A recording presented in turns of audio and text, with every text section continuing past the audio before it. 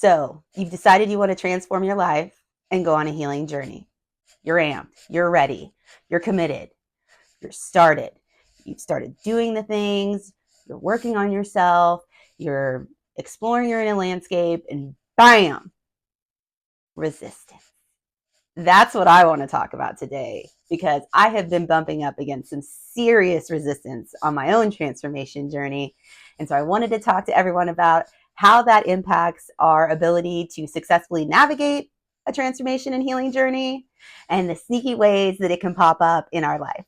So, first thing, whenever we're talking about making any kind of change in our life, whether that is an internal change in our thoughts, in our beliefs, or it's an external change in the way we show up, our routines, our habits, even how we present ourselves to the world. When we do that, our ego gets all worked up because its job is to keep us safe. And safe is comfort zone. So the known, the familiar, the things that we are familiar with, the habituated ways we are living and showing up in our lives. And so when we try to make some kind of an intentional change, all of a sudden we have avoidance, we have resistance, we have self-sabotage. It's sneaky, but it's real. And so today I thought it would be really helpful to talk about flow around resistance. In my own transformational journey, as I'm putting myself out there to be seen in the world, I've been bumping up against a lot of resistance. And so I felt like it was really relevant to talk to others about, because a lot of times people experience this once they've made the decision that they want to change something about their lives, or they want to heal something within them, or they want to transform themselves. Anytime there's any kind of uncertainty or perceived fear, the ego gets flagged. Okay. And our ego, although not bad, can sometimes work against us if we're not aware of what's happening and we're not understanding why the ego is showing up in that way.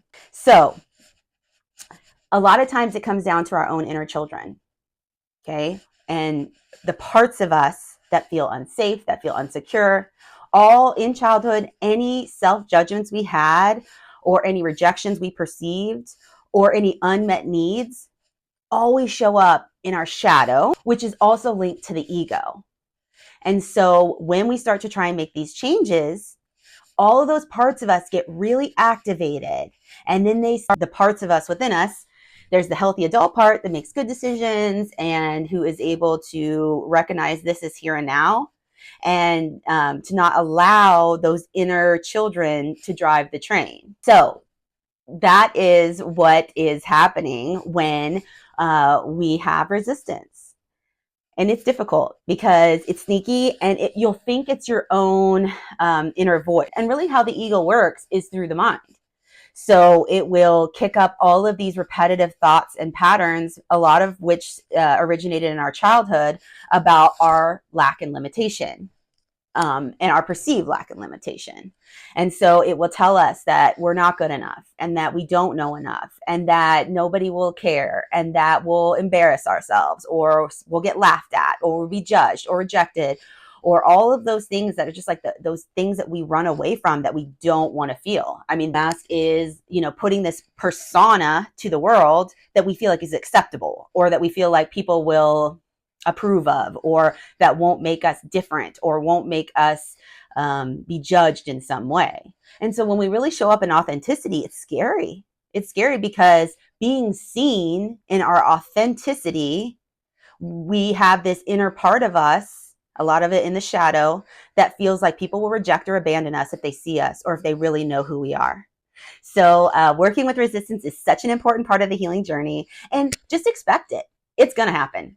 Because if we're, anytime we hit an upper limit in our belief system or in our thought patterning, there will be resistance. And really, if we're able to meet that resistance and get very present and see, really kind of work with our own inner landscape again around what's this really trying to tell me, right? We're just meeting it there, where we're not buying into it or believing it. We're recognizing it as false because it's ego. But we're interested because it's giving us an indication of which part of us might need some attention or care or love, or even just to be seen and held. Like, it's going to be all right. Everything's going to be okay. Like, that healthy adult part of us is going to show up and let those other scared and uncertain parts know that we're loved and supported, which we never probably received in childhood, right? That's the thing. It's hard for some of us to understand that the way we relate to ourselves is of utmost importance. Okay, because a lot of times the way we're relating to self is a pattern behavior from childhood, in which our most significant adult figures, or our parents, or anybody who was significant in our childhood, we downloaded, right, their thoughts and beliefs about us. And so a lot of times the inner critic, or the way we relate to ourselves, is very reminiscent of somebody significant in our childhood. But we can't believe the thoughts in our heads. We can't believe the voice in our head, really, until we learn to retrain it to be loving, compassionate, kind, supportive. Like, that inner voice within you needs to be your biggest hype girl or hype guy. You've got to have this relationship internally where, like, supports you and loves you more than you, and no one believes in you more than you, right? That's what it has to be, is that you've got to learn to retrain yourself to believe in yourself, to love yourself, and to hype yourself up, and to know that when those ego thoughts come up, or when that resistance comes up, we don't run away from it. We don't push it away. We recognize it's there because it's feedback and it can be helpful. Just see it for what it is, right? That there are parts of us that we need to work with in order for us to be able to move forward in a more positive direction. So just something to keep in mind. The other thing I think sometimes with resistance is just lack of clarity. We feel lost, or we don't really know, like, what we should be doing, or we feel like maybe what we are doing, we're not doing right. I mean, even if we're working with, with a provider, a counselor, or a mentor, or a coach, they oftentimes they give us a roadmap. Start to embark on the practices and the work that we're doing, then we start second guessing ourselves, like, wait, am I doing this right? It doesn't feel right. But really, it doesn't feel familiar. And so, just like with any other skill set, it's that kind of going back to that beginner's mind. Children, they have no problem trying new things. It's fun, it's exciting, because they don't really have any fear around being judged or laughed at. Now, that's not always true. I mean, depending, but young children, okay, who haven't been socialized in the world quite yet, or not so socialized in the world. But as adults, we find it incredibly uncomfortable to try something new, or to step into a new identity, or to be something new, or to show up as a new version of ourselves, because we feel like it feels inauthentic, or it feels false, or we're just pretending. And so it is something that we just have to, like I said, those things we practice. We practice being able to show up as the version of ourselves that that we're intending to be. And anything within you, or anything you want, it's a part of you. It's already there. It's already there. It's just a part that needs to be tapped into and nurtured. And so sometimes we just have to look at it, like when we feel really out of our comfort zone, we feel really uncomfortable doing something, we just have to recognize, like, that's the curve, that's the growth curve right there, and as we lean into it and we just feel it, we meet ourselves there, we care for ourselves. And then eventually we'll move beyond it. What once felt very uncomfortable to us and very out of alignment with who we are, with enough time, patience, and practice, and really consistency, that becomes who we are at a core level. And this goes back to our belief systems and our thought patterning, which is a really important component to this.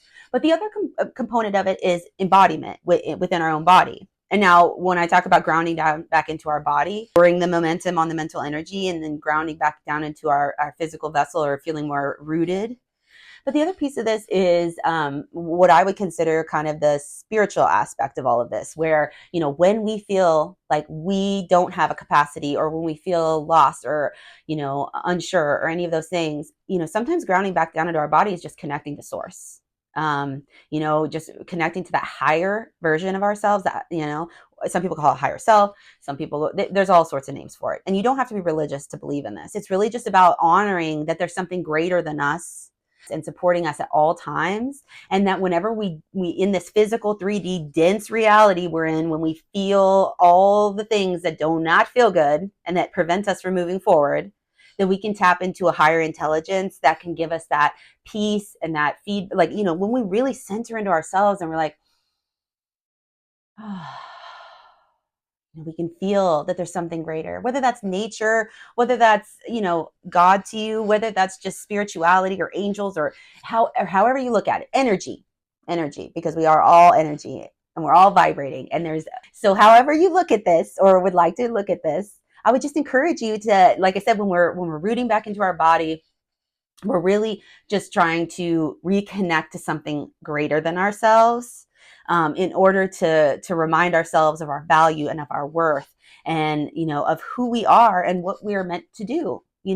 And whether that doesn't even have to be like a main purpose in life. It can just be like, what's our next right action in this moment, like in integrity with ourselves. If we weren't scared, if we weren't experiencing fear and doubt, like what would the next right action be? And sometimes when we can slow down and we can tap in, that it'll drop in like that for us. And then it's like we have clarity again, where we're like, okay, like I don't know how this is all going to unfold. And I don't know how this whole healing journey is going to go. But for right now, I know this is what I need to do to show up and care for myself and really listen to what my inner tribe, okay, the parts, is trying to tell me, childhood and into adulthood, how there's these various parts of us, okay, that are all kind of like internally coordinating the persona that we see. And, those are the parts that we have to work with when we really have a lot of resistance or any of those things, because the parts within you that are kicking up the self-sabotaging or the resistance, they actually think they're helping. They think that they're doing, right by you to keep you safe. Because in childhood, when they were formed, that's what they were doing. They were keeping you safe. And so, we just have to, we have to learn how to work with them and to invite them in and to support them and make them feel safe and loved and kind of give them another job that's more supportive or productive for us. And then, then we'll feel that resistance lessening just a little bit so that we can, start kind of moving in a new and different direction. Okay, the other thing is overwhelm. And when we go into overwhelm, a lot of times that signals the internal alarm that there's danger, right? And so then our nervous system gets activated. And then we have the fight, flight, freeze, appease responses. And it kind of depends on your own trauma history. It doesn't have to be big T trauma. Okay. We all have some level of trauma from childhood, or just things that were unresolved, really. Trauma is kind of a tricky word for people sometimes, but just, unresolved things from childhood that impacted us in a significant way. And it doesn't have to be because we didn't have loving and caring parents, because it's not. It's just as kids, a lot of times when we don't we don't have good emotional intelligence, or we don't have a framework for how to frame things. And as children, our brains just aren't as developed. And so when we have significant events, that could even be in school with other peers, with coaches, with teachers, with mentors. It could be anything, or it could be parents and people in the community. A lot of times we have these downloads, and then we have these parts of us that were impacted by that, and it was never, resolved. And a lot of times they talk about children who are having kind of these big emotional experiences. It's like, really, it's connection is what helps kids move through that, like helping a child feel seen and validated in that. Like, we don't have to solve it or convince them that, they're good, or, really, we just need to be there with them alone. Because when kids are alone, okay, children alone, that's when those parts, right? That's when the ego creates this, part of us that's going to keep us safe. So that's how that kind of all unravels in childhood. Okay. And then I really just wanted to talk to you about like letting go of old stories, old beliefs, old thoughts. Whenever we're challenging ourselves to really let go of these old stories, like see them. We don't act like they're not there. Okay. But the only way to really know if they are there is we have to slow down enough to be paying attention to see. And so if we're talking about some strategies for like, how do we work with resistance? The first and most important thing is really just to recognize that it's there. Like, I'm experiencing resistance right now, or I'm feeling a certain way, and then, just kind of lean in a little bit and be like, okay, so, and be aware of, maybe even jot down or journal down, like, what are the thoughts I'm thinking right now? What are the feelings I'm experiencing right now? And then I think once we kind of do that work, kind of come back and say, when's the last time I felt this way? And then when's the very first time I ever felt this way? Because we're going to find links. So that's something that you can do when you're starting just to be observant. And really, that's the very first step, is we just have to become more aware. And that is a skill set that will take time, repetition, and practice, you know, and really throughout the day too, when we're in the hustle and grind, we hold tension, we hold it. And we don't even know we're doing it. And so this is just an opportunity to say, like, check in with your body, see how your body feels, check in with the thoughts, like what's the thoughts, what are the beliefs, what am I thinking, what's the story I'm telling, because really that is one of the biggest shifts that I have been able to make is in kind of what we call narrative therapy, where it's that every event that happens to us is really neutral. It's neutral. We are the ones that give it meaning.